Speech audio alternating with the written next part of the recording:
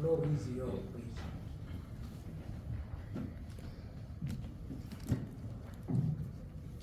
Mesdames, Messieurs, bonjour.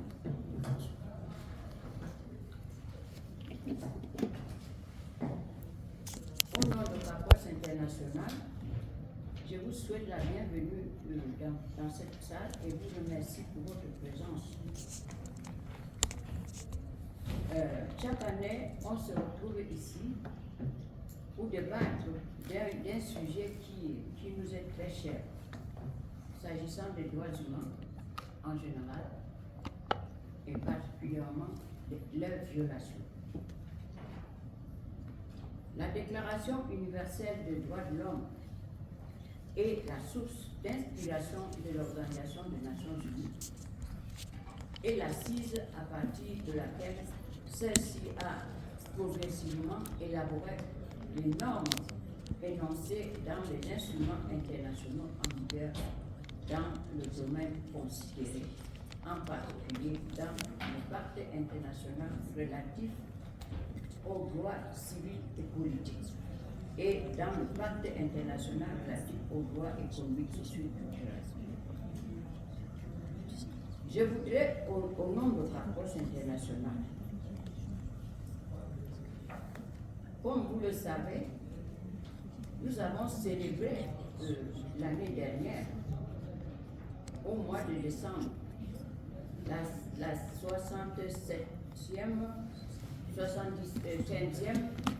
anniversaire de la charte de déclaration des droits de l'homme. Et en même temps, c'était l'année du 60e anniversaire de la majorité des indépendants des États africains, y compris la création de l'Union africaine. Le continent africain compte à ce jour une population d'environ 1,5 milliard d'habitants, pourvoyeurs des ressources, des matières premières, des réfugiés et des migrants. Un continent d'avenir, berceau de l'humanité, mais qui traverse des crises récurrentes, multiformes, conflits armés, changement climatique, guerre civile ou encore où les femmes sont violées, violentées et les jeunes prennent le chemin de l'exil. Que peut-on faire pour sortir ce continent de ce gouffre? Depuis 2009, Papos International a pensé qu'il était nécessaire d'organiser un forum international sur les droits économiques, sociaux et culturels des femmes et des enfants pour combattre ce fléau, c'est-à-dire la marginalisation de cette couche de la population vulnérable. Dans ce contexte, on ne saurait parler du développement des droits de l'homme sans la paix.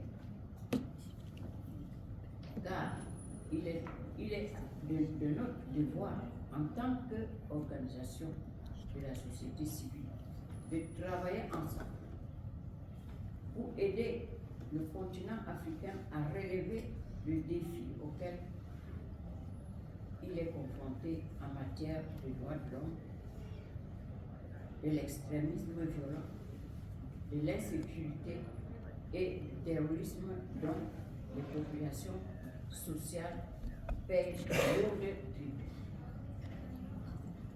J'estime qu'avec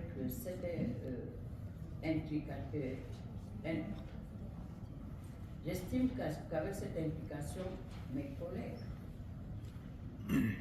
c'est-à-dire les panélistes qui vont n'est-ce pas, développer, ils donneront, n'est-ce pas, le développement des panels qui a été imprévu. C'est pour cela que je ne pourrais pas rester plus longtemps. Je vais donc passer la parole à ce collègue-là, le modérateur, pour qu'il distribue la parole aux intervenants. Je vous remercie.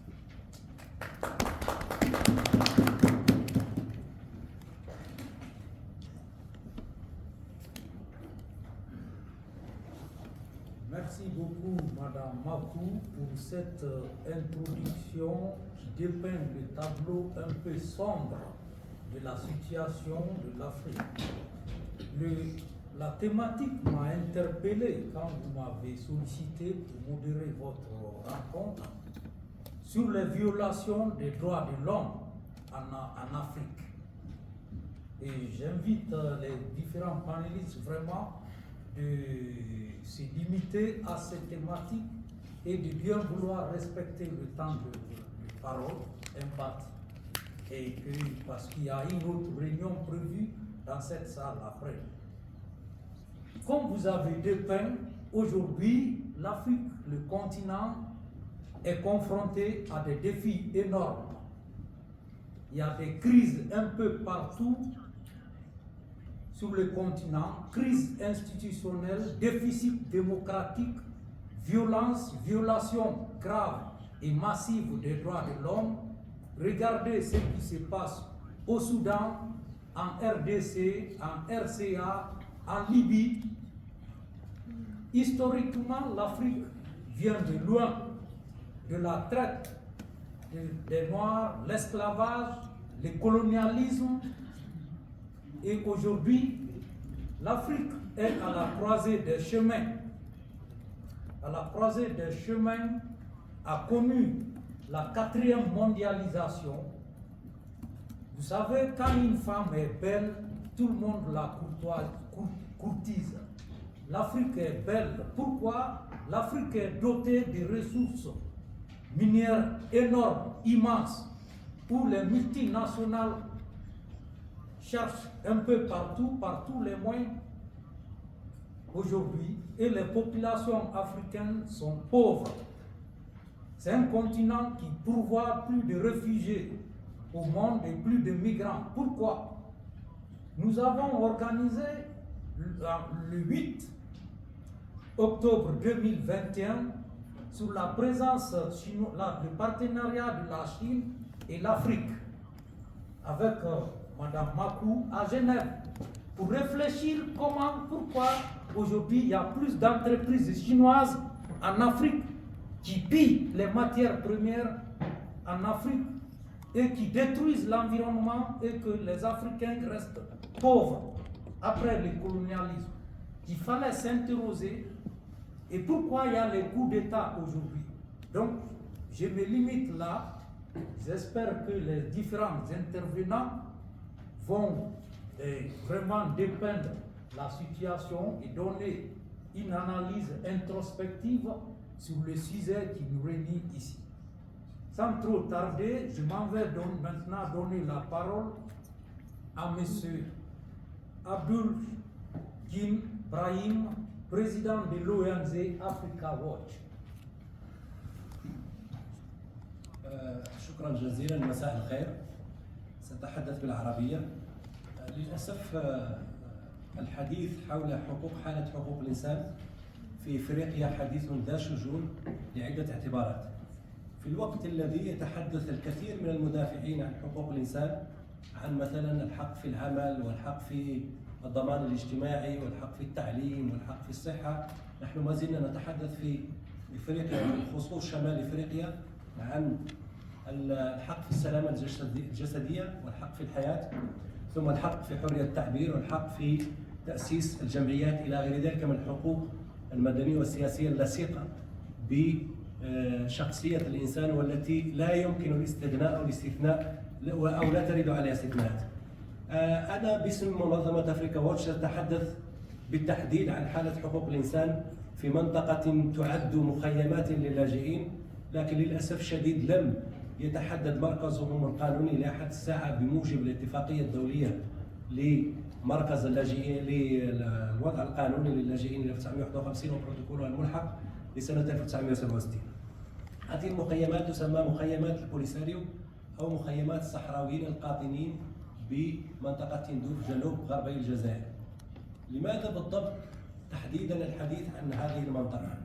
لاعتبار أنهم صحراويون مثلنا، ننتمي إلى نفس المنطقة ونعاني نفس المعاناة إزاء هذا التشظي والتشرذم الذي يحل بمجتمعنا للأسف منذ أكثر من 49 سنة، أي منذ 1975. سأتناول بالشرح يعني الانتهاكات الجسيمة التي تتعرض لها النساء والأطفال تحديدا. لماذا؟ لاعتبارها فئات هشة أكثر الفئات التي تتأثر بسياقات النزاعات المسلحة وما بعد النزاعات المسلحة، وكذلك بالسياقات الانتهاكات الجسيمة. النساء أو بنات يعني مجتمعي وبنات المكونات الاجتماعية التي أنتمي إليها يتعرضن للكثير من الانتهاكات الجسيمة المرتبطة أساسا بالقتل خارج نطاق القانون والتعذيب والاختفاء القسري والاختطاف والإرغام على البغاء وممارسة التحرش الجنسي كذلك، ثم كذلك يعني انتهاكات متعلقة بالاحتجاز المستمر.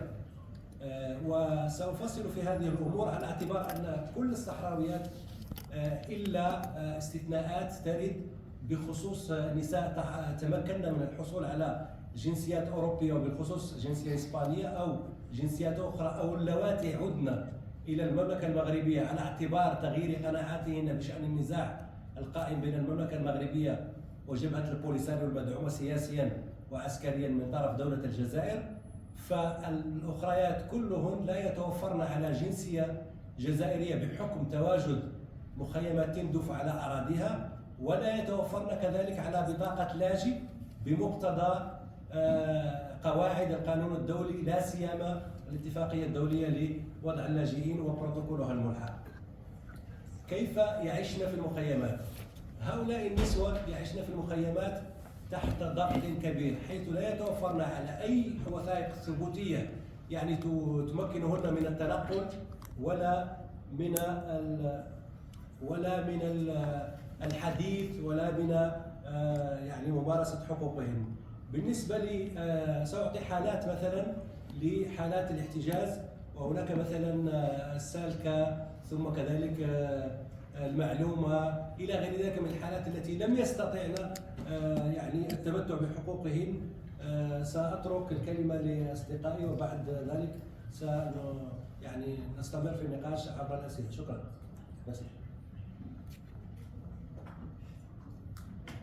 Thank you very much, Mr. Guy Ibrahim. We raise the issue from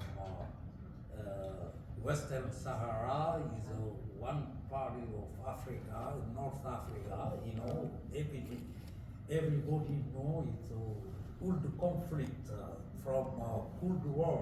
I hope African Union will help to solve this problem. For peace and the réconciliation between people. Now, je veux maintenant donner la parole à Dr. Joseph Gondi Aya, directeur du Centre des droits de l'homme et représentant à l'ONU. Vous avez la parole, Dr. Joseph. Go ahead. Thank you, Mr. Chairman. Dear colleagues, dear representatives of missions to United Nations, ladies and gentlemen, as already introduced by Chairman Devo, I'm Chancellor Joseph, and apart from the title he's given me, we know that the African Union has an ECOSOC, And in that ECOSOC, I'm one of those who was elected as the Deputy Presiding Officer for Central Africa. The role of ECOSOC in the African Union is an advisory role to the African government. And on this, therefore, I've had the opportunity to have a cross-section of what the government of Africa wants, an Africa that is free, an Africa that is not considered as a land of hunger and diseases, an Africa we want. An Africa where there is no unconstitutional takeover of government. An Africa where the bread is shared equally amongst people. Therefore, I can pretend to say that in my position as the one of the presiding deputy presiding officer of ECOSOC, we have to deal with a cross-section of civil society organizations that work in different domains. Center of these organizations and activity is human rights. I will not be talking about every state in my region, Central Africa, but I will talk particularly about the area I master most, where I come from. I want to talk about Cameroon. To begin with, human rights in Cameroon has evolved greatly since independence. And we know that there have been two governments in Cameroon. The first regime, which was considered basically dictatorial, was inherited by another regime which was considered a little liberal. In fact, it was from the beginning seen as very liberal and people government. But as time goes on, begin to see so many things that start falling apart. But I must say that the state of Cameroon has signed and ratified a Pretoria of human rights instrument for the enjoyment of the Cameroonian people. This alone, we can say that something is being done. And something is being done because they have also authorized civil society organizations to operate freely. Now, what is the problem? The problem must be lying somewhere. Because as per our constitution, the Cameroon Constitution, Article 45, it clearly states that instrument duly ratified by the state takes precedence over national laws. So where is the problem? It must be that there is somebody who is not willing to do his job. And this is where we are saying, once there are people who don't do their job and who violate human rights, and the state does not take its responsibility to identify and prosecute this person, the state therefore is held accountable. I will talk three things. Why are people disgruntled? Why are people's rights constantly violated? Is because there is confiscation of power. There is confiscation of sharing of power. Because after the first regime, which lasted for 20-something years, the second regime is now 42 years. This is enough to cause problem. Because everyone wants to participate in the governance of his country. And because 42 years down the line, people who would have wished to bring their own brick, their own little support to the construction of this country are not given a chance. They feel that they have to plant other ways. And so from here, we realize that the resistance of the state to prevent these people from taking over is where human rights violations start coming in. What comes to my mind is that The principle of participation allow everybody to take part in the governance of his country, and particularly through elections and through freely chosen representatives. And it goes further to say that this election should be genuine election, periodic genuine election. But when a people don't understand the electoral calendar as to prepare for the elections, it means that somebody has confiscated power and he manages the electoral calendar. And this is the frustration of people. It is for this reason, therefore, that we have the foundation of Cameroon shaken by the call for separation by the Anglophones, who feels that they have not been fully incorporated into the Cameroonian society, into the Cameroonian government, because they have been greatly disenfranchised, despite the fact that selected few from this region are joining the government. But the majority feel that they have been disenfranchised, and for that reason, they have to separate, and they are calling for separation. And for calling for separation, gross human rights violation has been committed in terms of torture, in terms of enforced disappearances, and in terms of all sorts of violations that you can think of. But if you ask me, how do we solve this problem? The first thing will be perpetual dialogue that is frank, even when it is disastrous. When dialogue is frank and disastrous, people understand how to operate. I would also want to say, for those who are clamoring for separation, they joined the rest of Cameroon through a referendum.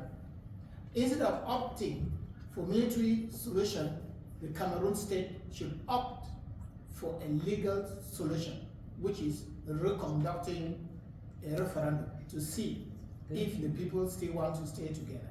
Please conclude, Frank. Thank you. The time is over. In my conclusion, I would want to say those who are struggling for self-determination should understand that self-determination does not only mean separation. Self-determination means being able to elect those whom you want to represent you in the central government, being able to manage your resources, being able to share in state resources. Thank you.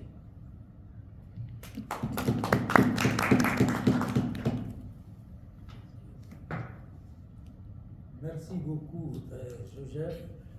Je vais maintenant donner la parole à Madame Chaya et Kirouk. C'est une influenceuse, activiste associative. Vous avez la parole, s'il vous plaît. Thank you. Thank you, Mr. Biro. Today, as we gather to discuss human rights in Africa, I am compelled to draw attention to a fundamental aspect often overlooked in the discourse, the right to cultural heritage. In the rich tapestry of human rights, the preservation and promotion of cultural heritage stand as a pillar of our collective identity and dignity. Culture is not merely a set of traditions or customs, it is the essence of our humanity, woven into the fabric of our existence. And in Africa, where diversity thrives like nowhere else on earth, the preservation of cultural heritage becomes even more imperative. One poignant example of the intrinsic connection between cultural heritage and human rights lies in the Hassani culture, particularly among the Moroccan Sahrawi people. The Hassani culture is a testament to the resilience of human spirit amidst the harshest conditions nature can offer. Characterized by its comprehensive nature, Hassani culture transcends mere aesthetics or rituals. It is a way of life intricately intertwined with the desert landscape, shaped by the necessity of survival in extreme environments, from economic practices to social norms, from religious beliefs to behavioral patterns. Every aspect of Hassani culture reflects the dignity of a people adapting to scarcity and adversity. Yet amid these challenges, the Moroccan Sahrawi people have not only preserved but flourished, creating a vibrant tapestry of arts and literature unique to their region. The very essence of Hassani art and literature serves as a testament to human resilience and creativity in the face of adversity. It stands as a beacon of hope, demonstrating the boundless capacity of human beings to transcend their circumstances and contribute to the richness of global culture. However, the preservation of Hassani cultural heritage is not just a matter of historical significance, it is a matter of human rights. The right to cultural heritage is enshrined in international human rights instruments, recognizing the intrinsic value of culture and fostering identity, belonging, and dignity. When we speak of human rights in Africa, we must not overlook the right to cultural heritage. It is not enough to ensure political freedoms or economic opportunities. We must also safeguard the cultural diversity that defines us as a continent. For in preserving cultural heritage, we uphold the dignity and rights of every individual to celebrate their identity and contribute to the mosaic of humanity. As we strive for a more just and equitable world, let us remember that cultural heritage is not a luxury, but a fundamental right. Let us commit ourselves to protecting and promoting the rich tapestry of African cultures, recognizing that in doing so, we affirm the dignity and rights of all people. Thank you.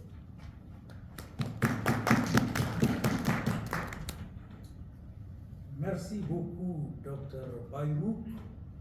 Un peuple sans culture, sans identité, c'est comme un arbre sans tronc.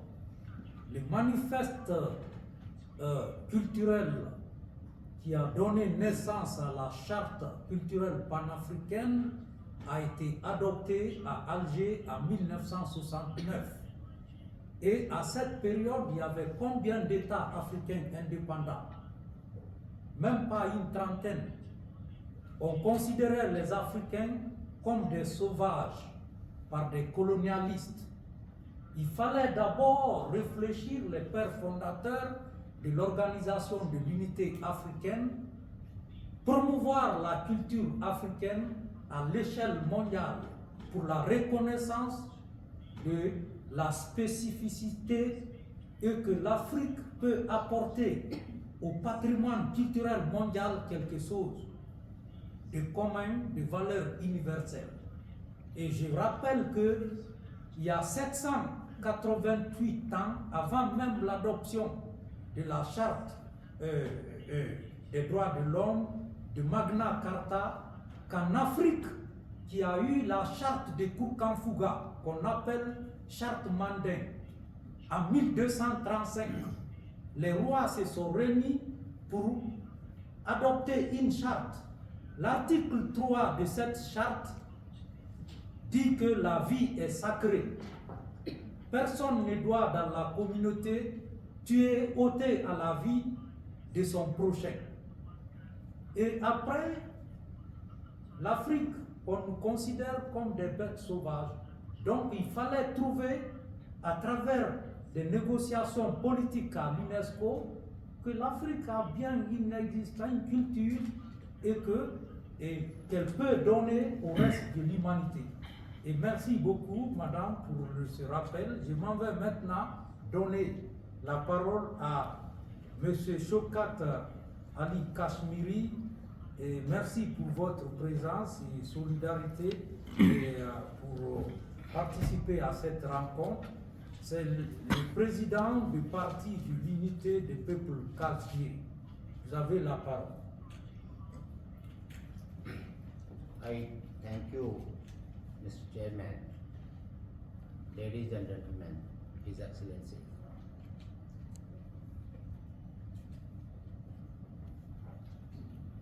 Although there is a time constraint and it is not possible to discuss African issues in detail, but before me, the learned panelists shed light on the main issues, the human rights violation, the cultural protection rights, and also the bad governance in the regions. Of course, Africa is a big continent and it's a history. The African people struggling since since many years for decolonization. They struggled for the right of the people. Their struggle is identified as against the racial discrimination, against cultural aggressions, and there are many regional conflicts among different ethnic groups. They face guerrilla wars, they face racial discriminations. And now, when I was student and in university, we were organizing seminars and study circles. At that time, when I was student, we were discussed about the African movements. There was many movements for against the colonialism, racial discriminations, and in a broader perspective, right of the peoples. And still, the African brave people is continue to restore their basic rights. There are many things which is very necessary for the life, still the African peoples lack. And the governance, the structure of the governance is not very much answerable to the civil society. And the space for the civil society is not much broader. Day by day, we have seen different militant groups actually shrink that space. And whether it's Libya, whether it's any country like in Sahara. So my wish as an outsider, but today we are living in a global village.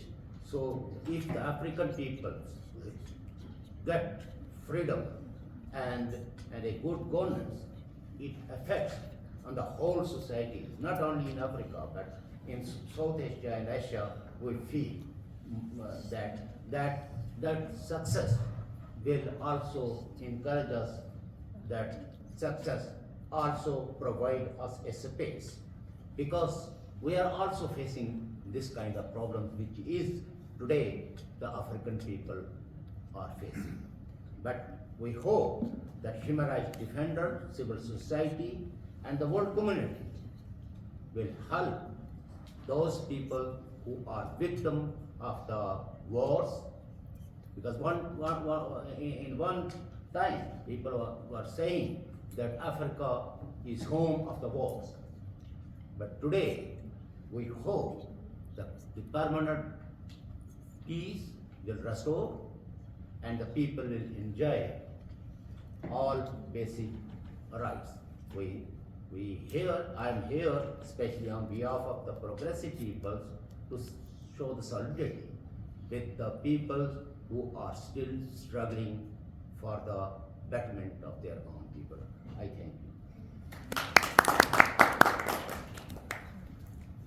Merci beaucoup, M.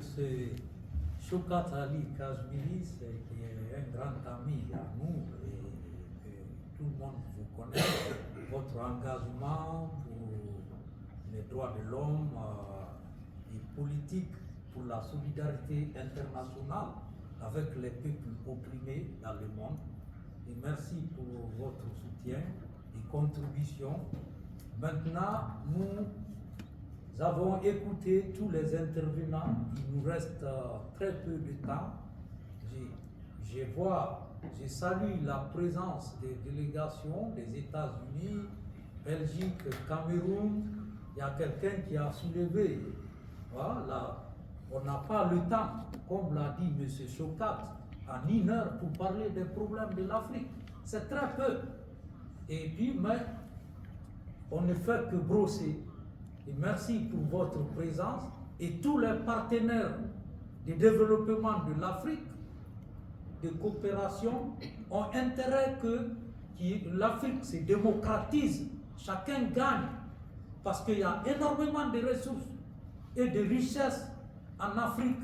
Il n'y aura pas de réfugiés qui meurent dans la mer Méditerranée pour venir en Europe.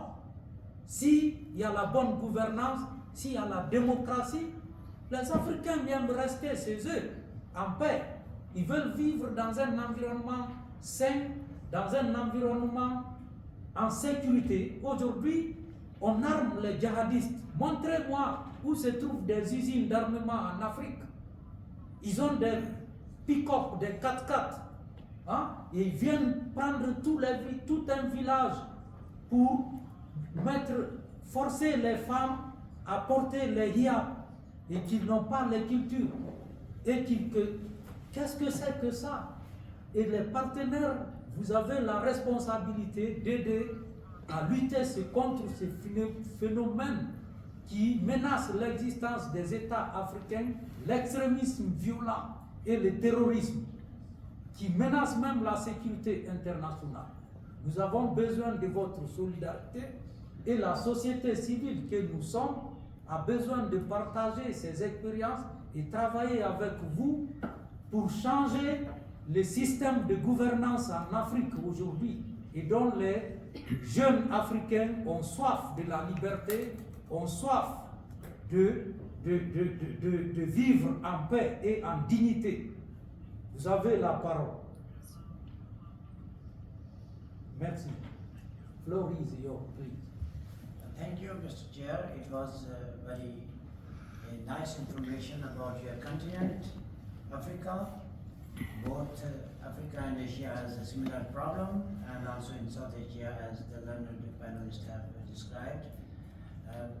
We would endorse that all the corrupt generals and those who are responsible for the deprivation, marginalization, and backwardness of African people and Asian people and everywhere, they must be tried and they must be stopped internationally so that the people could not be compelled, could not be forced to migrate, and as you said, many hundreds and thousands of people have been drowned in the Mediterranean Sea, and it is still going on.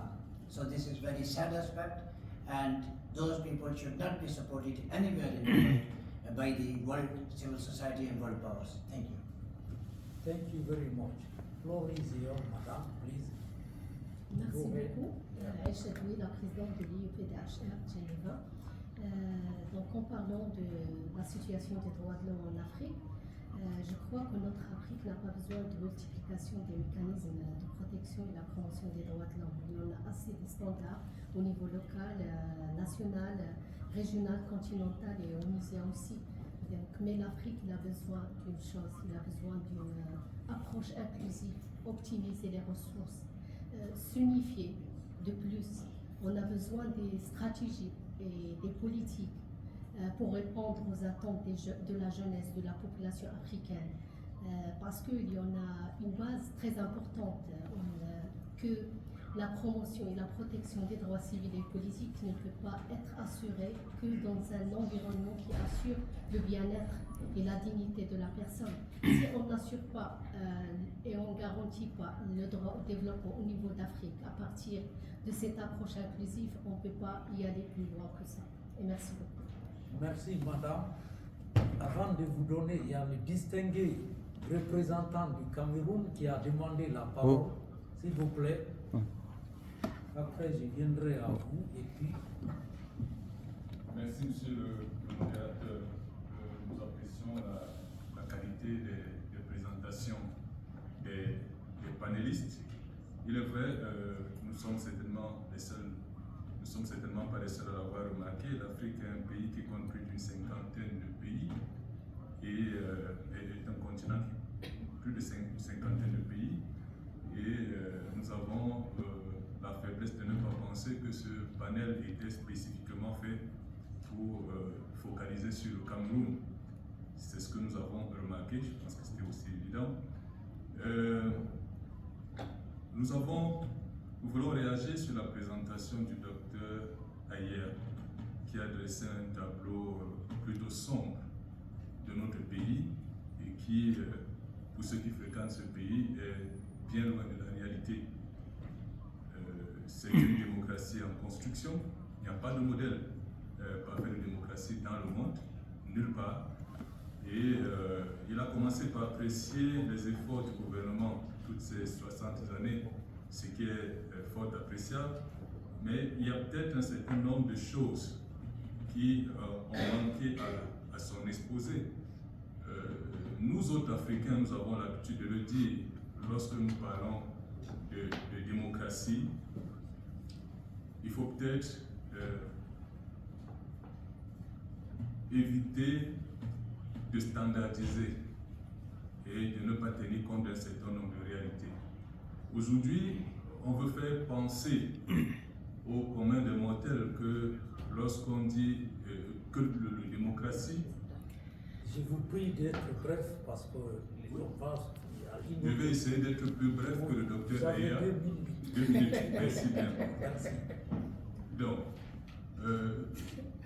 il a parlé de confiscation de pouvoir. Monsieur le Président, je pense que nous sommes d'accord que le pouvoir n'est pas un gâteau qui est censé être partagé, découpé et partagé, de sorte que lorsqu'il n'y a pas de rotation voulue par un groupuscule, qu'on puisse parler de dictature, de confiscation de pouvoir. Nous sommes dans un pays qui a accédé à la démocratie en 1990, qui a procédé à ses premières élections multipartistes en 1992, et lorsqu'il parle de 42 ans au pouvoir, c'est vrai, mais il aurait aussi pu préciser que ce régime a 5 élections pour lesquelles le même homme a été réélu. Et lorsque vous parlez de démocratie, de pouvoir au peuple, je pense qu'il faudrait... S'il vous plaît, vous avez une question, s'il vous plaît. Si vous voulez que je pose des S'il questions... vous plaît, oui. Oui, Parce si que vous voulez que je pose des le temps questions... file, oui. Oui. Monsieur, je pose dans la question au docteur Ea, peut-on parler de confiscation de pouvoir lorsque nous sommes dans un pays où il y a eu plusieurs élections multipartistes avec des élections, il y a eu près de 20 partis en compétition et avec des rapports d'observateurs internationaux, notamment l'Union africaine, l'Union européenne des Nations Unies, ça c'est d'un. De deux, peut-on parler de confiscation de pouvoir par une minorité francophone? Parce que c'est bien ce qui est sous-entendu dans votre développement, d'une minorité francophone dans un pays qui n'a pas comme réalité une séparation francophone-anglophone, mais qui a 250 ethnies. 250 ethnies. Merci, Et qui a merci. 8 premiers ministres, dont 5 premiers ministres sont de cette minorité anglophone dont vous dites qu'elle est fâchée. Merci pour votre présence, monsieur le représentant du Cameroun, et que le Conseil va examiner le lundi prochain, adopter le 4e rapport de l'examen périodique universel de votre pays, que je connais bien, qui m'est cher, qui est un grand pays de l'Afrique centrale, et que si M. Joseph parle, ce n'est pas que, regardez l'Afrique de l'Ouest, il y a des coups d'État. Retour, pourquoi? Parce qu'il y a les confiscations constitutionnelles. Même les pays qui avaient connu, regardez le Sénégal, ils vont aux urnes le 24. Donc, on est là pour dialoguer, on n'est pas contre vous. Nous, la RADDHO, vous précédant ambassadeur depuis votre ancien ministre des Affaires, Goubéou, même l'actuel ministre des Affaires étrangères, le jeune, c'est un ami. On dialogue, même si on n'est pas d'accord. On est là, les Nations Unies, c'est le cadre, la société civile. C'est normal qu'on critique la politique des gouvernements, si ça ne va pas. C'est ça la démocratie, pour vous aider à améliorer ce qui ne va pas. Nous avons besoin de l'arbre à palabres en Afrique. Et pourquoi l'Afrique, 1,5 milliard d'habitants, on n'est pas membre du Conseil de sécurité aujourd'hui? Et que les pays, c'est seulement en septembre dernier à G20 à Delhi, grâce à l'appui du gouvernement indien, que l'Afrique a pu adhérer au G20. Vous trouvez ça normal? Combien la part de l'Afrique dans l'économie mondiale? C'est qu'on apporte. Et on n'est pas membre du Conseil de sécurité. Donc il y a des questions plus que des problèmes internes. Nous, notre préoccupation, c'est l'intégration régionale. panafricaine. Vous avez besoin de voyager du Cameroun en Guinée équatoriale, vous avez besoin de visa. Vous trouvez ça normal? Non. Merci. Et puis, Joseph, peut-être vous avez des réponses. Et puis, 1 minute, s'il vous plaît, parce que nous allons conclure. Il est. Allez-y. C'est bon. C'est Ok, bon. c'est bon. Okay, thank you very much, honored delegates. I think the problem here is not that elections are not organized. That is not the problem. The problem here is that the people it's organized for, on behalf of the people, and these people need to know exactly how these elections are organized, exactly when they are organized. Like Nate said, there are elections. When is the election? What month? What date? Do we know? And I'm sure you don't also know. This is what we are talking about. Electoral candidate cannot be in the pocket of one person. And we think that that person is not manipulating the election. Thank you. This is it. Thank you. Je vais maintenant donner la parole à Madame Micheline Zouma. Merci pour votre présence pour conclure cette rencontre. Oui, oui, je suis désolée, s'il vous plaît, ne vous sentez pas mal. On a l'habitude dans cette salle ou dans une autre que parfois il y a même des bagarres qui se déclenchent. Vous savez, aujourd'hui, beaucoup de gens n'ont pas encore compris. Chaque pays a le droit de se défendre.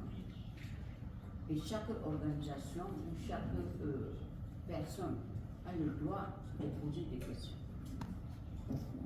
Moi, je pense qu'au sein des Nations Unies, nous devons comprendre que nous sommes faits pour vivre ensemble, que ce soit le gouvernement et la société civile, malgré que la plupart du temps, les gouvernants n'aiment pas beaucoup la société civile. Alors, c'est pour cette raison que chaque fois, on a toujours des problèmes d'accès. Lorsque vous avez posé une question, on croit que vous êtes une opposante ou un opposant. Et moi, je voudrais donc rassurer mes frères du Cameroun que ce n'est pas le cas. Ce n'est pas le cas parce que j'ai l'habitude aussi de défendre le Cameroun à UPR. Alors, vous avez des témoignages avec les anciens, mais je ne peux pas empêcher un intervenant qui fait des remarques par rapport à une situation. Alors, comprenez bien que aujourd'hui, vous avez dit que le Cameroun, que ce panel a été organisé pour le Cameroun. Je vous dis non. Parce que ce panel n'a pas été organisé pour un pays, mais c'était pour les droits humains en Afrique. Et qu'est-ce qui nous a même motivés à organiser? C'est ce qui se passe au Sahel. Au Sahel, aujourd'hui, on trouve des courageux qui ont pris le pouvoir par la force, qui se battent pour se maintenir et faire réjouir sa population. J'ai vu Traoré qui est sorti, le président Traoré est sorti la dernière fois pour remercier les femmes qui étaient en train de nettoyer la ville pour rendre la ville plus propre. Et c'est ce que nous voulons pour tous les pays en Afrique. Nous voulons que l'Afrique, les pays africains appellent leurs enfants, les mettent à côté.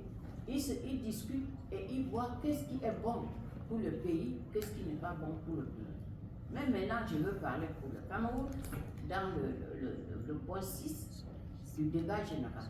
Merci beaucoup. Et concernant l'UPR, je vous remercie tous pour votre présence. Et je pense que la prochaine fois, le Cameroun fera la même chose comme a fait le roi du Maroc, qui a tendu la main à ce pays du Sahel pour dire Bénin, je veux vous construire une route qui va vous permettre d'aller dans la mer.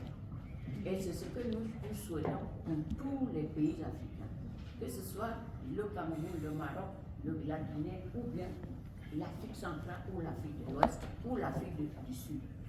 Alors que nous soyons tous ensemble pour réfléchir ensemble pour le devenir de l'Afrique. Je vous remercie et je vous souhaite bon retour à la maison. Merci beaucoup et bon week-end. À bientôt.